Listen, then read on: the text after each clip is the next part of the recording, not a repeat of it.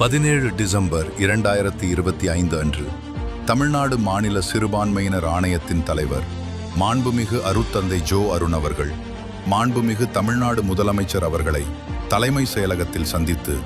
ஆணையம் நியமிக்கப்பட்டு ஒரு வருடத்திற்குள் அனைத்து 38 மாவட்டங்களுக்கும் சென்று சிறுபான்மையின மக்களை சந்தித்து பெற்ற கோரிக்கைகள், அவற்றில் தீர்வு காணப்பட்ட கோரிக்கைகள், மேலும் அரசுக்கு சிறுபான்மையினர் மேம்பாட்டுக்கு மேலும் உதவும் பரிந்துரைகள் அடங்கிய ஒட்டுமொத்த அறிக்கையை சமர்ப்பித்தார். இந்த அறிக்கையில் ஆணையம் பெறப்பட்ட 1732 கோரிக்கை மனுக்களில்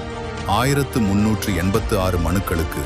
ஒவ்வொரு மாவட்ட கலந்தாய்விலேயே தீர்வு காணப்பட்ட விவரங்களும் தரப்பட்டுள்ளது என்பது குறிப்பிடத்தக்கது.